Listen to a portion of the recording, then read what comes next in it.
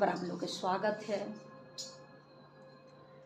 आपटन ना लगावली निकार, आपटन ना लगावली निकार, बहिन महतरिया है।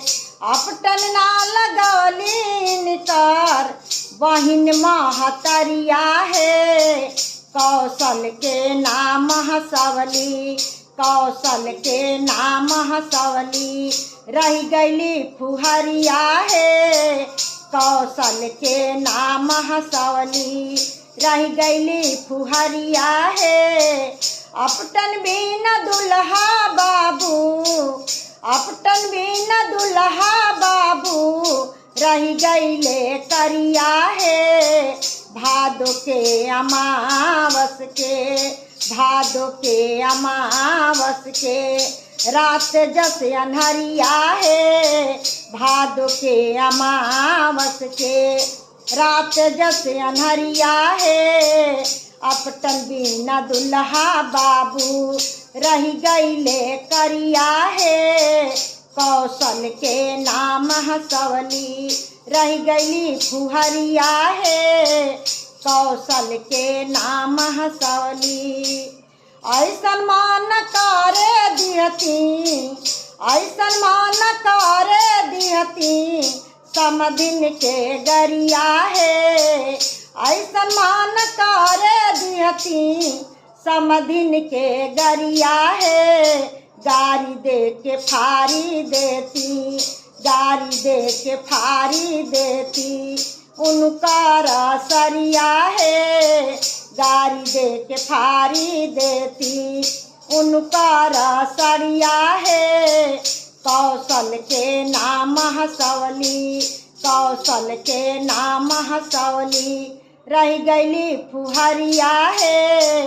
कौशल के नाम हंसवली, हमारो किशोरी सियाजी, हमारो किशोरी सियाजी, जनक के दुलरुई है।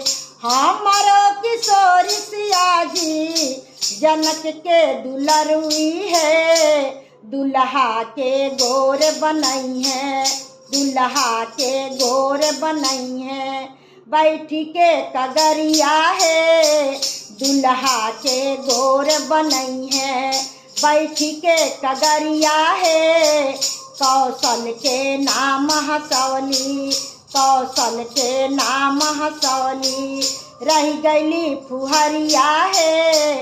कौशल के नाम हंसवली, राम श्री रामचंद्र, राम श्री रामचंद्र, सुन सुन के गरिया है। राम श्री रामचंद्र, सुनी सुनी के गरिया है। मंद मंद मुस्काले कई के, मंद मंद मुस्काले कई के, तिरछी नजरिया है। मंद मंद मुस्काले कई के, तिरछी नजरिया है।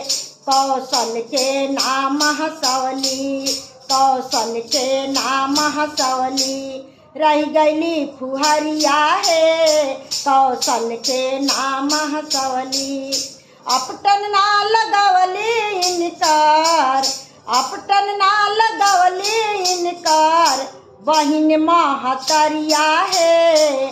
अपटन ना लगवली इनकार, बहिन महतरिया है।